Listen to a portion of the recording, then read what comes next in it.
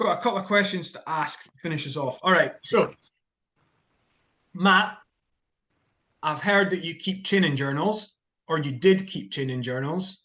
Do you still keep them? And if so, what benefit do you think they have for you? I don't keep training journals per se anymore. So like there was a stage where, especially when I was doing MMA, I used to write down like actually journal my training. So like how I felt like my sparring went and stuff like that, which I think was useful. I just yeah, why did I start? Like I just yeah, to be honest, it's a lot of work. But I think like it was useful to get the process of reflection ingrained in my head. So like I think I'll do a similar thing nowadays, but I'll more just think about my training. I know a lot of guys now prefer to do it by video, which I think is a good idea. Like especially if you have something where you can sort of watch back and rounds that you've filmed, I think that can be useful. But journaling's like a part of that. Nowadays, it's mainly just for technique stuff. So like if I'm working through stuff, I always find it a little bit easier to write things down than just to leave it in my head to go through that. What about with competition? Do you just keep a note of the numbers, or do you write anything down? Just for numbers, and then occasionally I was writing down how certain matches went. I think going forward, I want to try and get more on film because a vast amount of the matches I had this year I didn't actually get filmed, which I think is a shame because if you're going to compete, it makes sense. But like you should have that out there to go back and look at how it went. I think as well, just because it's so hard to remember everything. Like sometimes in a match, until you watch it back, you'll forget that something happened completely. And especially if it's like a mistake or something you should have done, then that's very useful to have there. Yeah, well, I think it's useful as well because always can get a bit lopsided. Like, I know I started putting some matches on YouTube at some point because I noticed that I had no wins on YouTube, but every single loss, like some of them were on there 3 times. I had one loss; it was on from 3 different angles. Another one was on there twice, and I was like, I need to start. So this because your opponent's definitely going to put. I feel like that's how I've actually got most of the matches was from people posting matches after they'd beaten me. So I've seen myself lose a fair few times, definitely. I think the video doesn't lie either. So sometimes things can happen in a match, and then days pass, and you sort of ruminate on it, and you create a false picture in your head as to what happened, and then you look at it back on film. Especially if you've got a coach who's good at being honest and pointing things out to you, and you're like, yeah, to be fair, that is what happened. You can accept that. Yeah, you can't lie about a video. Yeah. Casey, what do you think about filming training and matches? Good in a part because I think like you say, like you can kind of forget what's happened or change it in your mind, so it's good to go back and view those again. But also like I don't really go back and watch any of my old matches now from like a lot like purple belt and brown belt because it's not really like a representation of anything that I need to improve. I think I've taken those lessons and I've moved on. So it's like I do see people sometimes getting a bit glory days and watching one of their wins over and over again and saying this was good when there's a lot to always be worked on. So like I want to feel like I'm progressing and not using it as let's say something to obsess over. And also like you've got to remember, like I think club rolling is I don't use it at all really. Like I've watched sessions of me rolling in the club, and the problem is you've got to remember that the other person's working on something, and you're like it's a healthy training environment. You're both working on things. It's not really a fair representation of your games, and so you can get an inflated sense of yourself, or you can be too harsh on yourself because you're trying to work on something and they're stuffing it, and it looks more scrappy, if you will, because you're so contrived. And I think like later on, like I watch black belt matches with myself, and it's more, like I feel like it's more my actual game against someone else's actual game, but again, like how much there is to be learned from that. I do feel like the actual doing of jiu-jitsu is more important than watching it. Like there's so much more going on. So I find out I learn more in terms of filming classes, which I'm teaching, and then watching back like how that's gone across. Like what, like sometimes I film for people drilling what I've taught them afterwards to see how well it's gone across. I find it more useful as a training tool for like, as a coaching tool for improving my coaching than I find it as a tool for improving my rolling, if you like. I'd rather do that in situ, if you like. That makes sense. So let's say, Matt, that filming more matches is a lesson that you've learned, something that you're going to try and do. Is there anything else that jumps out as the things you've learned across your 1 million matches that you've done over the last year or so that you're going to take into 2024? Yeah, okay. So I feel like your dog's saying hi. Eric's making a visit. That's the dog going there. I think he wants to make an appearance. Bring him up quick. Let's get Eric on there. There's a main man. This is what the people come from. Like everyone asks me for more Eric content. So here he is. He's kicking off now because I've been sat around for a couple of hours and he wants some food.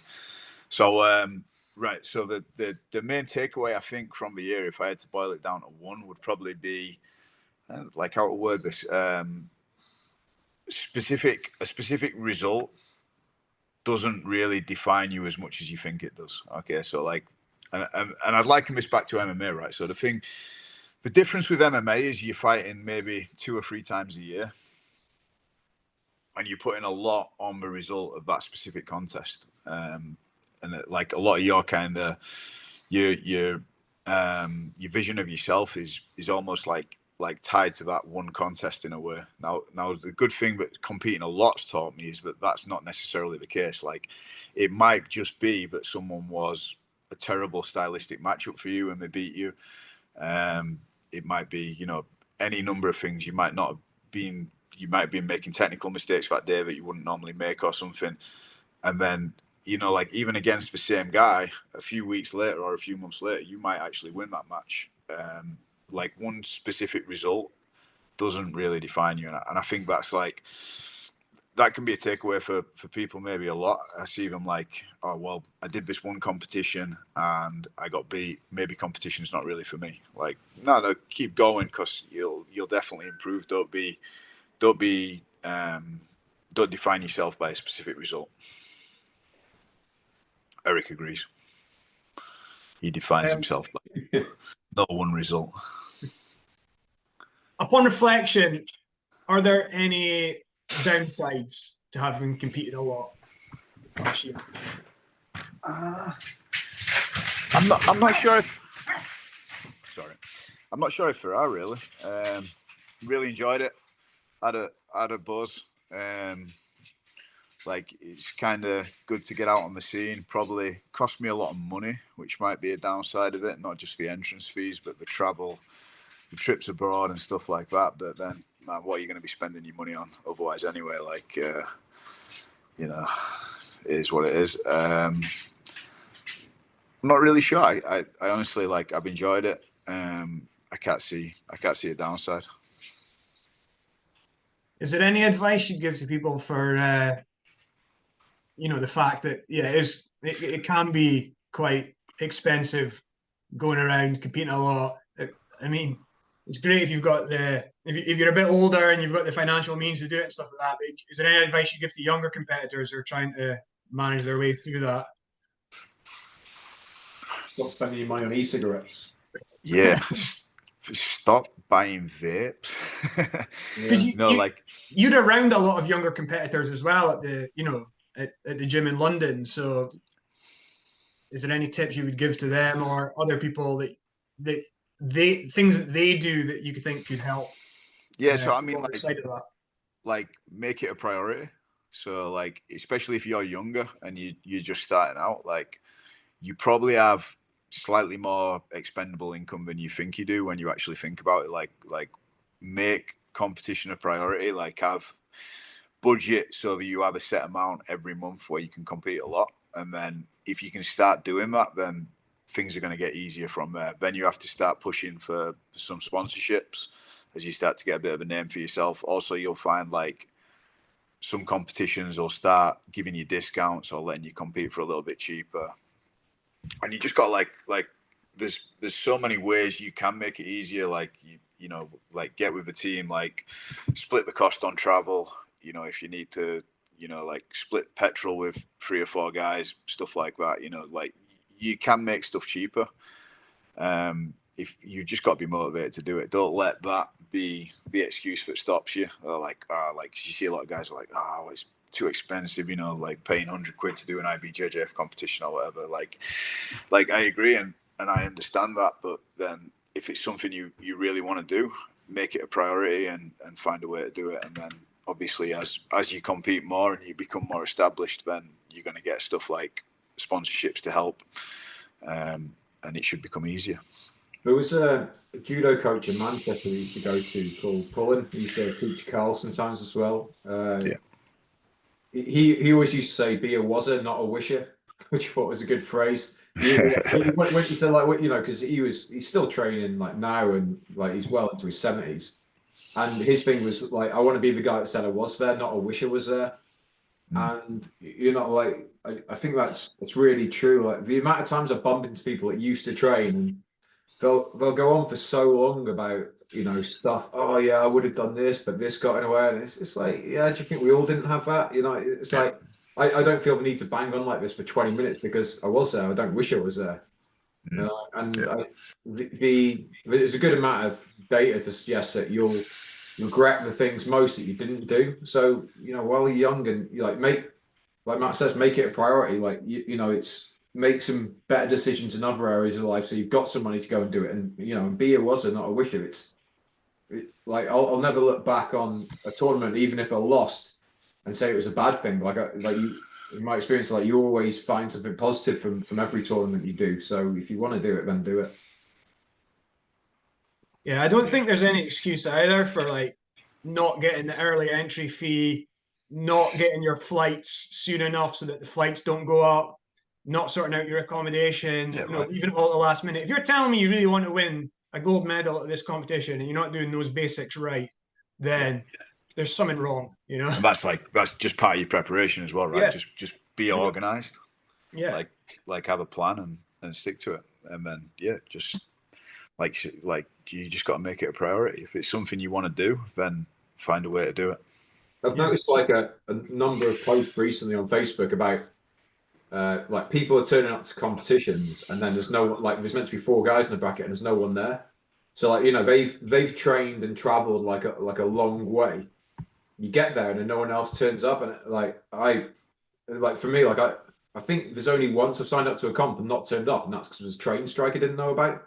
Like if it's within your power to get, like when I sign up for something, it might be 6 months in advance, but I make sure I get there. Like usually, I'll go to it from inch because like I don't want to let down. Like there's another guy that I don't want to let down. You know, they've put in as much work and effort as me to be there. It's not just like I think like not being completely selfish about everything. It's like, well, this guy's thought he was getting a match with me. I don't want to be the guy that doesn't turn up and like ruins his weekend as well. Yeah, and by extension, don't be that guy who like just decides not to turn up on the day and leave someone without a match. Like you should, because it happens to us all, right? We've all done it where we've turned up and we get beat. Like you've got one match and the other guy's not turned up. It's like I've had like a couple. You could have messaged the organizer or like to sort something out. You know, just don't be that guy. I think I've like a comp like fairly recent where it should have been like I think like 12 guys were in it at one point, and you get there and you end up with like 1 or 2 matches. I'm like, what the hell is this? Like, where's everyone gone?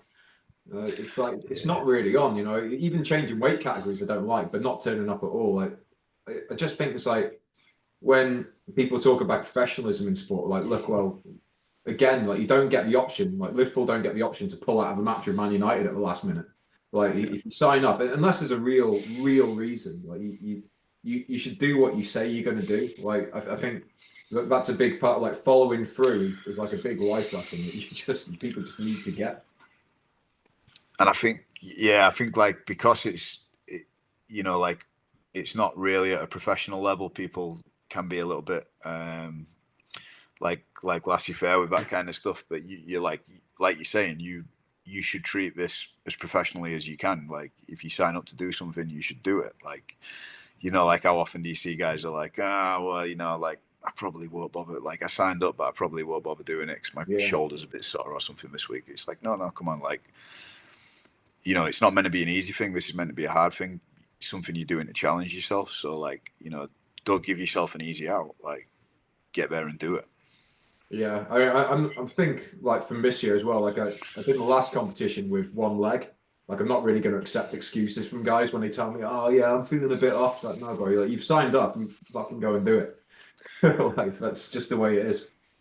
I think it was like, Also, like, if you are the sort of guy that's going to bail out on a comp, you're probably the sort of guy that's going to bail out in training. You know, how you do anything, how you do everything, that old that's it, adage. So, like, you know, you just allowing that behavior to like happen is inexcusable. And there's other aspects of life that you'll be behaving like that as Yeah, well. So, you've got to ask yourself at some point, like, what standards you're going to set for yourself. And it's like Matt was trying to get to 200 like 100 matches first. He smashed that standard for himself. You know, if you want to, you know, and went on to try and get to 200. You know, you set yourself a standard and you stick to it. And I think that's with all the guys I know, like Matt and any other guy that's going to do anything that's kind of that stands out there as something exceptional is once you the main thing is that once you've set yourself a target, you do your best to stick to it. yeah. so that said, what does 2024 look like, Matt? Man, I've not really put like a solid goal down yet, which I think I probably need to. But I like, okay, so this year was like the year of a lot of matches. I want next year to be the year of some big wins. So like, I am targeting.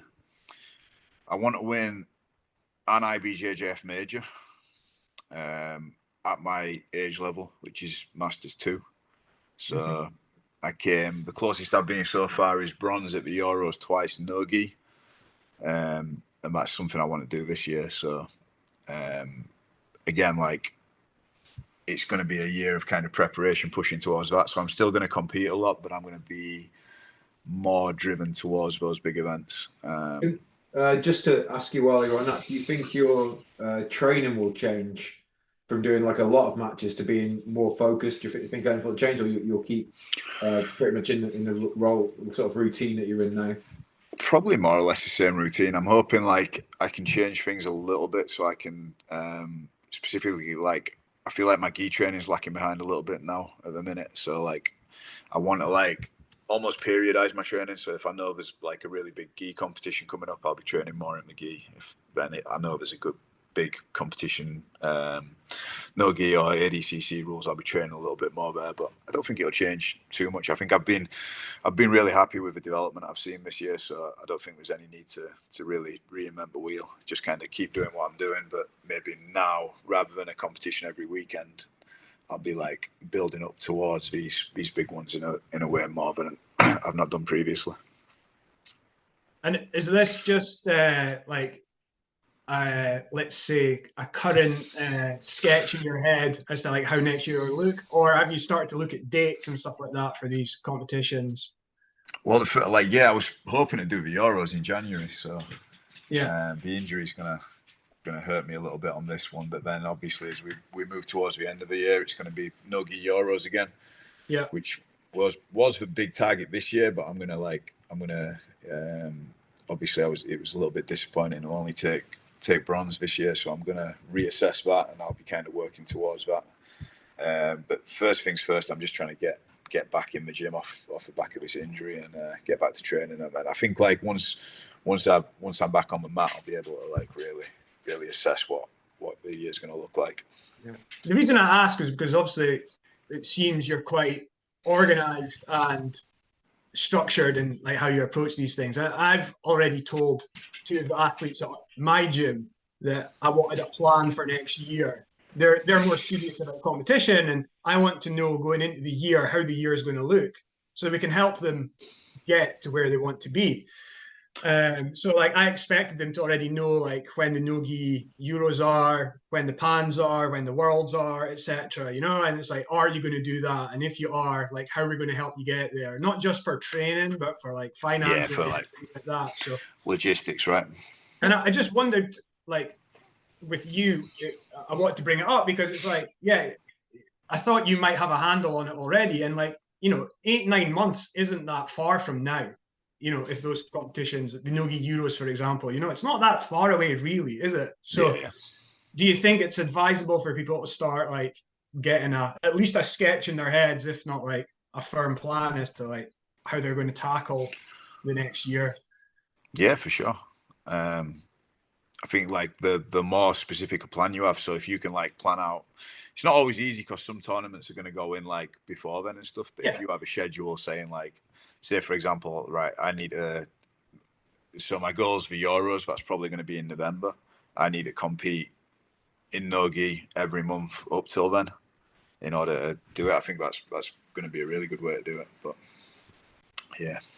What about you, Casey? You're thinking about competition next year as well, injury permitting? Yeah, so far, I mean, everything's going well recovery-wise. So, I mean, like the original plans will be back competing for April. Looking to do, and then my plan was to see basically if my recovery's going well to do the Gi Masters Worlds, and if not to do the No Gi Worlds at Masters, which is later on in the year. So kind of have those two provisional points booked in, and then it's just got to see how the training adapts before then. I like for me, I don't compete as regularly as Matt now. I don't really like so. I think for me, I like to maintain a fairly decent level of nerves when I go into it, and if I compete too much, I feel like it starts to slip down. But at the same time, it's trying to balance out with being sharp. So I think this year, like I wanted to get 20 matches in, and got injured, and so it went to 12. Also, probably would have been at 20 if people didn't keep pulling out of tournaments. But yeah, I mean about that, I think like 20 matches for me in a year is pretty much good enough for me to get through. I feel like I know what I want to do in competition always. Like the game doesn't change at all, so I just need to be just sharp enough. And yeah, I think one thing for me, which I'm usually happy with, is just like I feel like when guys talk about tournaments, they always seem like I feel like they want some level of fitness that doesn't exist for their body. Like I'm pretty happy with how my body performs and like what it's capable of, and it's just for me is about more. As long as I'm not injured, I feel like I'm good to basically win. I'm only a few weeks away from sort of peak fitness ever because I train 6 days a week more or less every week, and I just keep on pretty at a steady pace. I always feel like a slight bit of peaking, and some of that is taking training out. It's just doing training a little bit less before. So you're at potentially 20 matches keeps you happy. Matt, what do you think now? Having done the number that you got to this year, is there a number roughly now that you think, yeah, if I'm ticking over at that going forward, that's where I need to be? I think like 100. I think that'll be good for me. Like if I can do 100, I think like I'm not gonna like push to try and do as many as I did this year, where I was literally just like I was taking matches sometimes just for the sake of it to get extra matches. But yeah, I feel like 100 is a good level. Also, like it just stops me. Like the thing is, right? I can't do MMA anymore, but I'm like I need to do something. So if it could just keep me busy, it stops me. Like even now, I'm sat around injured. I'm watching the UFC. I'm like, like when I got back, maybe I could, maybe I could do another MMA fight. My wife's like, no, just so like the keeping active in jiu-jitsu stops me wanting to do that as well. Stops me going mad. Yeah. Well, I think we can all hear the pitter patter at Eric's feet. So, and everyone will be wondering how soon it'll be that he gets fed. So, he's not even due for like a couple of hours yet. I'm probably have to go take him for a walk or something to chill him out. Yeah. He's got overexcited. He thinks people in the flat. My dog does this. He thinks people are around and then gets like all antsy. You have to go and do something. Well, that's why I've got the earphones on, so he can't hear you talking. So he can only hear me talking. Maybe he thinks I'm speaking to him. Anything else, Casey, you want to touch on? Or are you happy? I don't think so. I mean, hopefully we'll get another chat with you at some point next year. Like drop in, see how things are going. Sounds good. But yeah, just a big thank you for joining us today and kind of speaking to everyone. It's nice for everyone for my jobs to get like a feel of other people's training ideas and not just have us speak at them. So thank you very much for making the time for us today, Matt. No, thanks. It's been a fun chat. I got a lot out of it as well. Thank you, guys.